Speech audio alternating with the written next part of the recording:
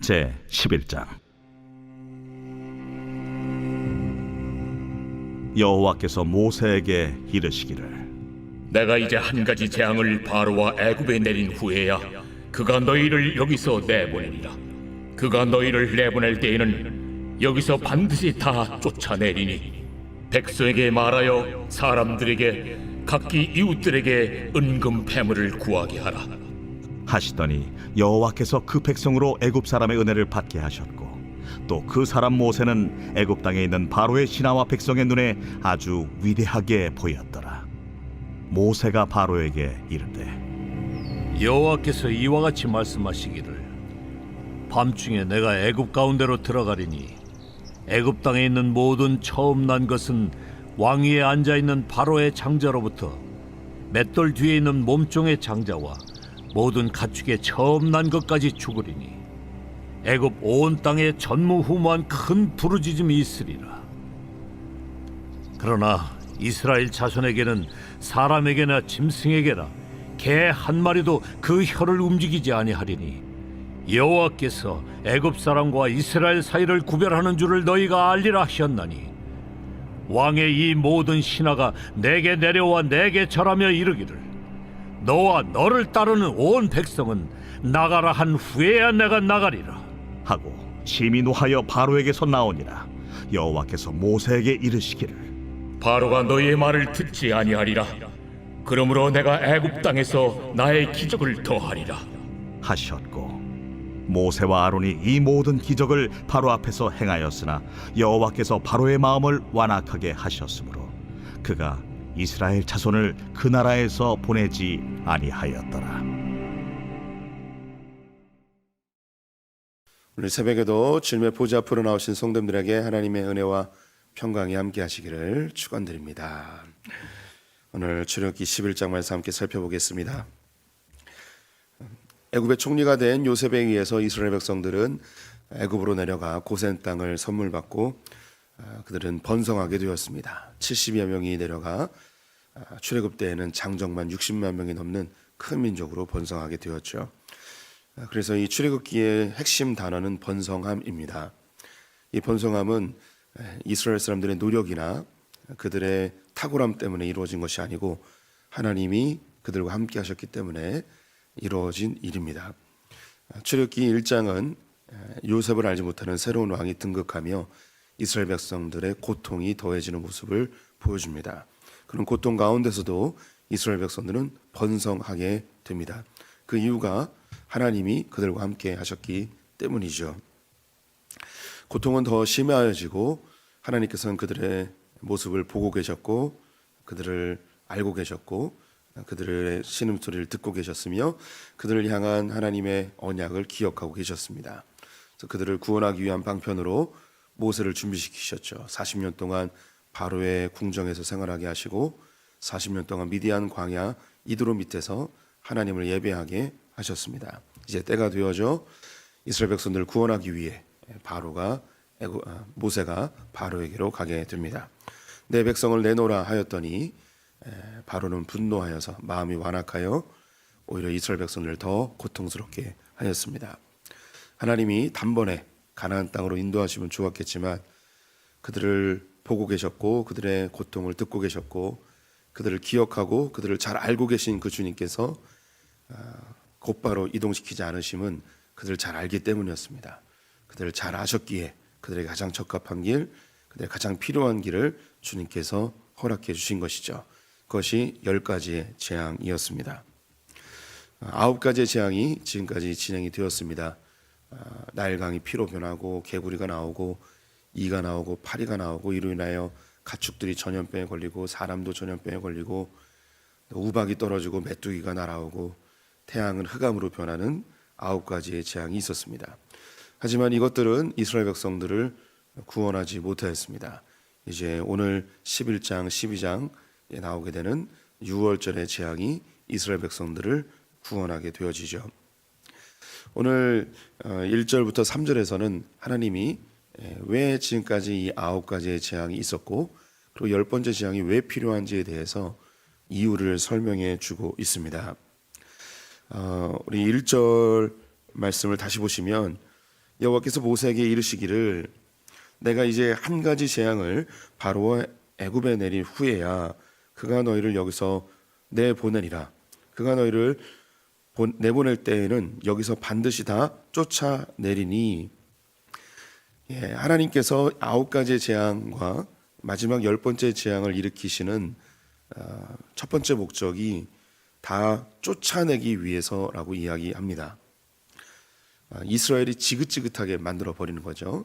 9가지의 재앙으로 인해서 그들이 지금까지 섬겼던 신들이 무력함을 입증시키고 그들의 재산이 다 날아가 버린 상태고 양식도 없어지고 마지막에 흑암으로 변하는 그 사건은 애굽 사람들에게는 지금까지 있었던 재앙들 중에 가장 충격적인 재앙이었습니다.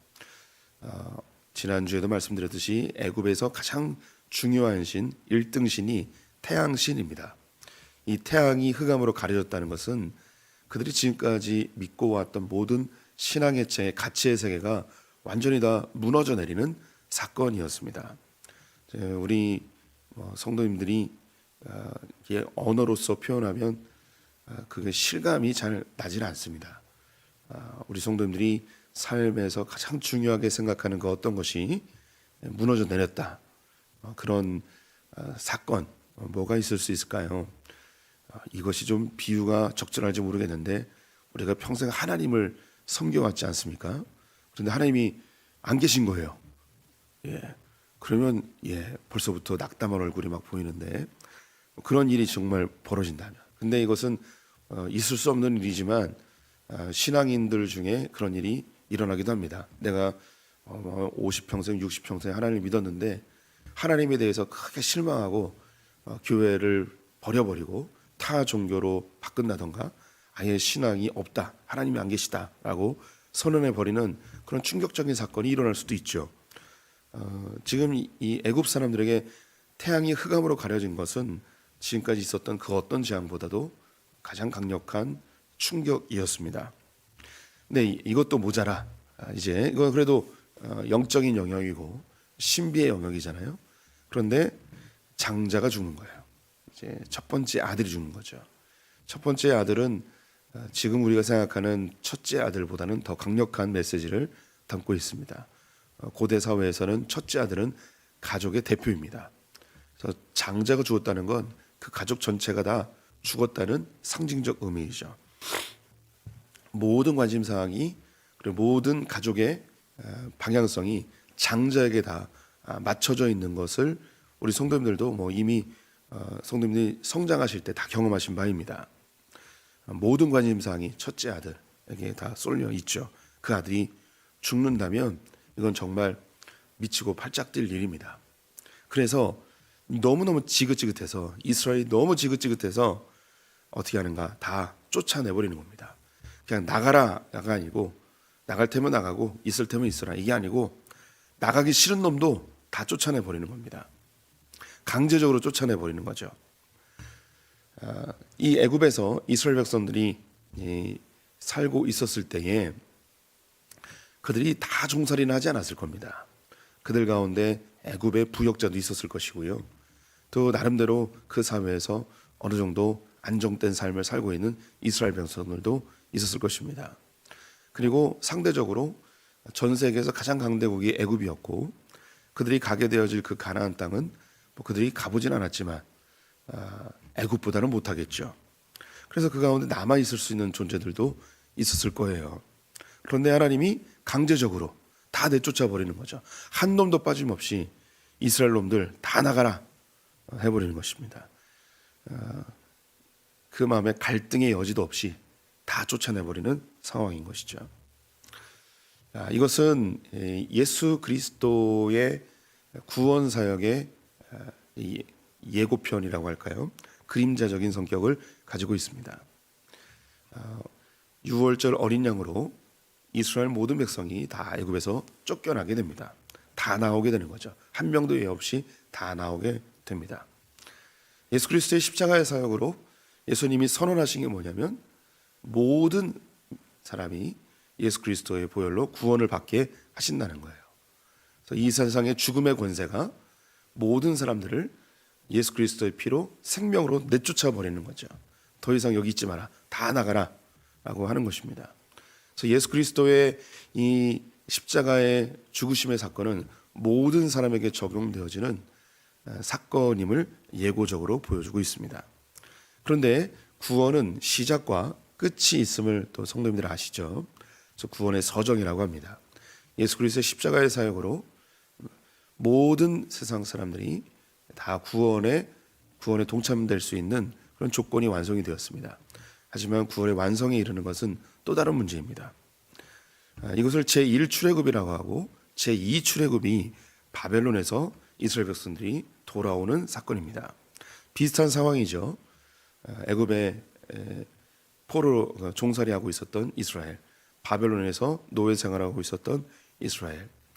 그런데 이 제2출애굽에서는 모든 사람이 나오는 게 아닙니다. 여기서는 선택적으로 나와요. 오히려 상당히 많은 사람이 바벨론에 남아 있었고 남은 자라고 표현되어지는 사람들만이 이스라엘로 돌아오게 됩니다. 이것이 이제 구약의 처음과 끝이죠. 구약의 제1출애굽과 제2출애굽. 장제의 죽음, 즉 유월절 사건, 어린 양의 피로 이스라엘 전체가 구원의 동참을 받았습니다. 하지만 제2출애굽이라고 할 수 있는 종말이죠. 바벨론에서는 모든 이스라엘 사람들이 나오는 것이 아니고 남은 자들, 이 사람들만 나오게 됩니다. 우리도 이제 신약의 시대를 살아가고 있는데 예수 그리스도를 믿는 자들은 그 십자가에 동참한 자들은 다 구원을 받습니다. 하지만 예수님이 재림하시는 아까 이야기했던 제2출애굽이라고 했던 바벨론 사건에서는 모든 사람이 다 하나님 나라로 우리가 흔히 이야기하는 휴거라고 하는 주님이 재림하실 때에 천국에 입성하는 사람들은 모든 사람은 아닙니다. 예수를 믿고 교회를 다녔다고 해서 모든 사람이 다 하나님의 새 예루살렘에 입성하는 것은 아니죠. 그 가운데서는 신앙이 구원이 완성된 사람들만 들어가게 됩니다. 어쨌든 이 첫 번째 사건에서는 모든 사람이 다 내쫓김을 당하게 됩니다. 즉 한 명도 예 없이 지긋지긋하게 만들어서 다 내쫓게 되어지는 것이죠. 하나님께서 이 장자의 죽음 10번째 재앙을 통해서 이루고자 했던 두 번째 사건은 2절에 있습니다. 백성에게 말하여 사람들에게 각기 이웃들에게 은금을 구하게 하라 라고 되어 있습니다. 너희들이 내쫓김을 당할 때에 그냥 나오지 말고 애굽 사람들에게 은금 패물을 요구하라고 합니다. 그럼 이 요구할 때에 나오면서 훔치는 도둑질하는 듯한 그런 이미지가 있을 수 있지 않습니까? 그런데 도둑질하는 것이 아니고 3절에 보시면 여호와께서 그 백성으로 애굽 사람의 은혜를 받게 하셨고 라고 되어 있습니다. 은혜로 너희 이스라엘 백성들이 나갈 때 우리가 나가서 좀 먹고 살려면 좀 물질이 필요하지 않습니까? 물질 좀 주십시오 라고 하면 애굽 사람들이 그냥 주는 거죠. 그냥 주는 거예요. 빼앗거나 도둑질하는 것이 아니고 애굽 사람들이 그래 빨리 가라고, 어서 가라고, 다시 돌아오지 말라고 지긋지긋해서 이 이스라엘 백성들이 더 이상 애굽 땅에 존재하는 것 자체가 너무 짜증나서 근데 저희가 가긴 갈 텐데 가려면 좀 먹고 살아야 되지 않습니까? 알았어 이거 다 가져가 이런 상황이 되는 것이죠. 그래서 이스라엘 백성들이 약탈자나 혹은 폭력을 행하는 그런 지배자의 모습이 아니고 은혜를 입은 나가긴 나가는데 은혜를 입은 선한 이스라엘의 모습으로 내보내게 됩니다. 이건 역시 우리가 예수 그리스도의 재림의 때에 그리고 예수 그리스도를 믿음으로 인하여서 이 땅에서 얻어지는 유익들입니다. 무엇을 먹을까 마실까를 근심치 말라. 이는 이방인들이 구하는 것이고 너희는 먼저 그의 나라와 그의 의를 구하라고 예수님이 우리에게 선언해 주셨습니다. 그래서 먹고 마시는 것에 대해서는 하나님께서 이 세상의 악한 자들을 통하여 오늘 이 세상의 세계의 체계 속에서 우리에게 하나님이 은혜로 주신다는 거예요. 우리가 먹고 살기 위해서 크리스천들도 의외로 악해지는 경우가 많이 있습니다. 독해진다고 표현해야 될까요? 악랄해질 때도 있습니다. 이것은 절대 손해보려 하지 아니하는 우리의 속성입니다. 그런데 하나님은 구원받은 자들에게 선언하시는 것이 너희들은 약탈자가 아니라는 거예요. 우리는 예수의 이름으로 선언할 필요가 있습니다. 물질에 대하여서 선언하십시오. 물질의 통치자가 하나님이시고 예수 그리스도이십니다. 그래서 우리는 예수의 이름으로 물질에 대하여 선언할 수도 있습니다. 내 앞에 내 가정에 물질의 통로를 가로막고 있는 악한 세력들은 예수의 이름으로 물러가라. 네, 우리 성도님들이 오늘 이 본문을 의지하여서 내놓으라고, 내가 마땅히 받아야 될 물질을 내놓으라고 선언하십시오. 근데 이것은 다른 사람에게서 약탈하는 것이 아니고 하나님께서 이 세상 사람들을 그 마음을 부드럽게 하셔서 은혜로 받을 수 있는 이 사고 체계를 가지셔야 됩니다. 이 부분을 성도님들이 잘 이해하셨으면 좋겠는데요. 물질은 이 땅에 속해 있습니다. 그래서 이 땅이 내어 주어야 합니다. 이때 하나님께서 이 세상을 부드럽게 하셔서 이 세상에 은혜를 베푸셔서 우리에게 이 물질이 흘러올 수 있도록 선포하셔야 됩니다. 오늘 이스라엘 백성들이 애굽에서 나올 때 물질에 대하여 선포케 하셨습니다. 은금 패물을 구하게 하라, 은금 패물을 내놓으라라고 선언하셨죠. 이런 거는 그 기복적인 설교하는 목사님들이 자주 사용하는 그런 패턴이긴 해요. 그런데 이건 맞아요. 우리는 물질을 이 세상으로부터 구할 수 있는 권세를 가진 사람들입니다. 왜냐하면 이 세상 모든 것이 하나님께 속해 있는데 잠시 이 세상을 이 악한 세상에 맡겨놓으셨어요. 원래 하나님 거예요. 그래서 하나님 거를 되찾을 수 있는 우리의 권세가 있어요. 그래서 내놓으라라고 선언을 하셔야 됩니다. 혹시 오늘 이 자리에 계신 분들이나 혹은 영상으로 보시는 분들 가운데 물질의 어려움이나 곤고함이 있는 분들이 계시다면 악해지지 마십시오. 악랄해지지 마십시오. 손해보기 위해서 독해지지 마십시오. 오히려 이 물질에 대해서 선포하십시오. 선언하십시오. 내게로 들어오는 이 물질의 통로를 막고 있는 악한 세력들은 예수를 명하노니 떠나갈지어다. 내가 마땅히 받아야 될 이 물질의 축복을 내놓으라라고 선언하시기를 권면을 드립니다. 네. 제가 이상한 말 하는 거 아니에요. 성경에 있는 대로 말씀드렸습니다. 그러면 이 세상이 우리에게 은혜를 베풀게 되어 있습니다. 하나님이 주시게 되어 있어요. 내가 마땅히 받아야 될 것을 받을 수 있는 거죠. 이것이 우리 크리스찬들이 이 땅에 살 때의 모습이에요. 제가 이제 물질로 이야기를 했는데 이걸 조금 더 확장해 보도록 하겠습니다. 원래 하나님의 것인데 애굽 사람이 갖고 있듯이 이 세상이 붙잡고 있는 게 있어요. 저는 물질만 이야기했는데 우리의 삶의 모든 영역이 하나님의 것인데 세상이 붙들고 있는 게 있습니다. 우리 성도님들이 관심 갖고 있는 분야들이 있겠죠. 예술의 분야. 원래 하나님의 것입니다. 근데 세상이 붙들고 있는 겁니다. 그럼 우리가 선포해야 되죠. 원래 하나님의 것이었던 그 예술을 너희는 내놓아라. 선언해야 되는 거예요. 문학, 정치, 경제, 교육, 우리의 삶의 모든 영역들이 원래 하나님의 것인데 이것을 세상이 붙들고 있습니다. 세상이 장악하고 있는 거죠. 우리는 선포해야 되는 거예요. 그럼 이걸 가지고 이 은근 패물을 가지고 이스라엘 백성들이 광야로 나갑니다. 광야에 나가서 이걸로 뭘 하느냐? 성막을 짓습니다. 성막을 지어요. 근데 성막을 짓기 전에 뭐 하나 더 만들어요. 뭐냐면 금송아지 만들어요. 금송아지. 이건 나중에 설명을 하는데 성막을 만들 때 이 은근 패물을 사용합니다. 그럼 이제 다시 해석이 확장되어지죠. 우리가 이 세상이 가지고 있는 물질이나 예술, 정치, 경제, 교육 이 모든 것들이 하나님의 것인데 세상이 붙들고 있습니다. 내놓으라. 그래서 대체자 와야 돼요. 대체자 와서 그럼 이거 내 거니까 나를 위해 쓰고 이 세상에서 내가 물질을 얻었으니 나를 위해 써야겠다. 내가 이렇게 세상에서 교육을 얻어냈으니 나를 위해 써야겠다. 이게 아니고 이걸 가지고 뭘 해야 되는가? 성막을 만들어야 되는 거죠. 이 성막은 하나님의 나라의 상징물입니다. 그래서 이 세상에 빼앗겼던 것들을 가지고 나와야 돼요. 내놓으라고 선언해야 돼요. 그리고 이걸 가지고 하나님 나라를 위해서 사용해야 되는 것이죠. 이것을 이스라엘 백성들로 하여금 알게 하시는 거예요. 이 애굽 사람들이 지긋지긋해서 내놓습니다. 이것은 예수 그리스도의 십자가의 능력이 이 세상의 권세를 파괴하고 내놓을 수 있게 하였습니다.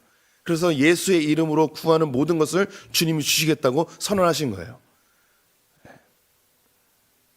예수의 이름으로 무엇인지 구하면 얻는다는 것이 내 기도 제목을 다 이루어진다는 의미가 아니고 이 세상에게 빼앗겨버렸던 하나님의 그 모든 것들을 예수께서 다 사단의 권세를 멸망시켰기 때문에 우리가 구하면 다 얻어낼 수 있는 거예요. 그래서 우리 성도님들은 예수의 이름으로 사단에게 빼앗겼던 모든 것들을 다 되찾아 와야 돼요. 이게 우리의 의무예요. 주님이 되찾으라고 하신 거 다 되찾을 수 있어요. 원래 빼앗겼던 거, 자녀를 세상에 빼앗겨 버리셨습니까? 그러면 세상에 되찾아 와야 되는 거예요. 부부의 관계를 세상에 빼앗겨 버렸습니까? 내 배우자를 세상에 빼앗겨 버렸습니까? 되찾아 와야 되는 거예요. 예수의 이름으로 다시 되찾아 와야 되는 거죠. 그럼 되찾아와서 뭐 하냐? 나가 그냥 알콩달콩하게 잘 사느냐? 그게 아니고 하나님 나라를 위해서 이것을 다시 바뀌어지는 거죠. 세상에 빼앗겼던 걸 하나님께로 속하게 하는 그 일을 우리가 해야 되는 것입니다. 그리고 3절에 이 장자의 죽음 6월절 사건으로 무엇이 일어나는가? 3절 후반절 보면 또 그 사람 모세는 애굽 땅에 있는 바로의 신하와 백성의 눈에 아주 위대하게 보였더라. 모세를 위대하게 만드는 일을 하였습니다. 이스라엘 백성들뿐만 아니라 애굽에 있는 모든 사람들에게 이 모세가 위대한 존재가 되죠. 이 모세는 예수 그리스도의 그림자입니다. 예수님이 십자가에 달려 죽으심으로 이 땅에 잃어버렸던 것을 다 되찾고 교회를 통하여서 이 세상이 회복되고 풍성해지는 모습을 보게 함으로 예수 그리스도가 위대해지는 거죠. 그래서 모든 피조물들이 예수의 발 앞에 엎드려 주님을 경배케 되어집니다. 만왕의 왕이시고 만주의 주이신 모든 지혜보다 뛰어난 참 지혜이시고 모든 통치자보다 더 위대하신 통치자신 그 예수 그리스도가 높아지게 됩니다. 더불어 이 모세는 우리 성도님들을 상징하기도 합니다. 이 세상에 빼앗겨 버렸던 하나님의 것들을 되찾아와서 이걸 하나님의 도구로 활용하게 된다면 영광은 하나님께 돌아가지만 우리 역시 존귀해지게 되는 거죠. 그래서 크리스찬들이 존귀해지는 거예요. 역사 속에서 수많은 크리스찬들이 이 세상에 빼앗겼던 것들을 되찾아와서 하나님께로 회복하였을 때 위대한 존경을 받았습니다. 영국의 노예 해방을 시켰던 윌버포스라는 분이 있습니다. 귀족으로 태어나서 평생 주님을 잘 섬기며 그의 마음속에 영국의 이 노예 제도를 없애야겠다. 흑인 노예들을 장사하는 이것들을 없애기 위해서 수없이 노력하고 나 같은 죄인 살리신 그 찬송시를 지었던 존 뉴튼 목사님에게 힘을 얻고 또 감리교회 창시했던 존 웨슬리의 도움을 받아서 지치고 힘들 때 계속해서 이 영국 의회의 의원으로서 이것을 설득해 나가며 완성해냈죠. 원래 이 흑인 노예들은 하나님의 것이었습니다. 그런데 영국 사람들과 유럽 사람들이 노예로 삼고 있는 그들을 하나님의 품으로 다시 인도해내는 그 작업들을 한 거죠. 위대해진 거예요. 원래 하나님의 것을 다시 되찾아 오는 것이죠. 우리의 삶 속에 이 예수 그리스도의 십자가의 사역이 이 관점으로 우리를 바꿔놓습니다. 원래 하나님의 것을 이 세상에서 내놓으라 하여서 하나님께로 되돌리는 우리 역시 이 자리에 계신 분들 세상에 속했던 사단의 종로를 됐던 그런 분들이 있습니다. 그 가운데 우리의 부모님일 수도 있고요, 우리의 친구일 수도 있고 가까운 지인일 수도 있습니다. 선포하는 거죠. 사단아, 내 친구의 영혼을, 내 아들의 영혼을, 내 배우자의 영혼을 내놓아라. 그래서 내놓아서 원래 하나님의 것 하나님께로 돌려서 지금 이 자리에 계신 것이죠. 성도님들은 누군가의 전도로 누군가의 권면으로 이 자리에 계십니다. 그러면 그 전도하신 분들이 위대해지는 거죠. 존귀해지는 거예요. 이 출애굽의 10번째 사건이었던 이 유월절 장제 죽음은 원래 하나님의 것을 하나님 품으로 내놓게 하는 위대한 사건입니다. 원래 것을 하나님의 것으로 다시 되찾게 하는, 이것이 단지 이스라엘 민족에게만 일어나는데 예수 그리스도 그 십자가의 사건이 온 인류의 역사를 AD와 BC로 나누는, 사단에게 빼앗겼던 것을 원래 하나님의 것으로 되찾게 하는 위대한 역사가 되었죠. 우리 성도님들의 삶의 영역에서 여전히 사단의 영역에 빼앗겨버린 것이 있다면 담대하게 선포하십시오. 내놓아라. 원래 하나님의 것 내놓아라 라고 선언할 수 있는 성도들 되시기를 축원드립니다. 기도하겠습니다.